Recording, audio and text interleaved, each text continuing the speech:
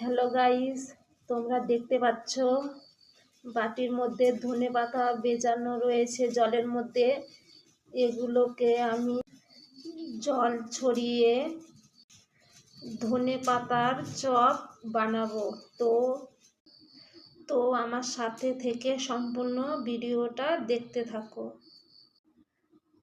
প্রথমে আমি পরিমাণ মতো বেসন নিয়েছি, মধ্যে জল দেব পরিমাণ মতো লবণ দিব, পরিমাণ মতো হলুদের গুঁড়ো। এটাকে আমি ভালোভাবে মিক্সড করব একসাথে। তো দেখতে পাচ্ছ আমার মাখানো কমপ্লিট হয়ে গেছে। এই যে পরিমাণ মতো আমি ধনে গাছ নিয়েছি, এটা এখন এর মধ্যে গাছটাকে মিক্সড করব।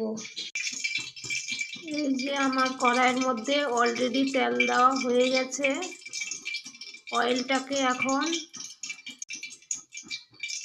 গরম হবে, তার মধ্যে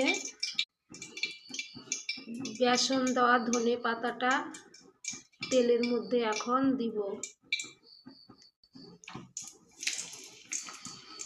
এই যে দেখো,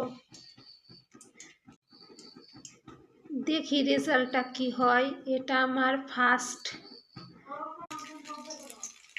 ধনে পাতার চপ বানানো।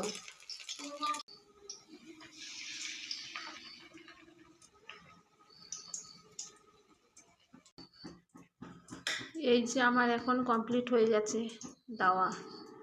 এখন এটাকে তেলের মধ্যে ভাজবো। এই দেখো গাইস, আমার ধনিয়া পাতা বড়া চপ বানানো কমপ্লিট হয়ে গেছে।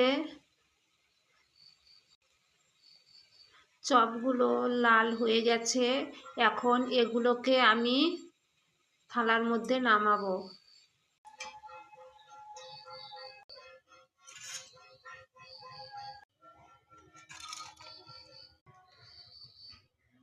আমার ধনিয়া চপ বানানো হয়ে গেছে, কমপ্লিট হয়ে গেছে। তো তোমরা কে কে ধনিয়ার চপ খেতে ভালোবাসো আমাকে কমেন্টে জানাও। আর আমার ভিডিওটা যদি ভালো লেগে থাকে তাহলে অবশ্যই আমার চ্যানেলটিকে সাবস্ক্রাইব করতে ভুলো না। বাই।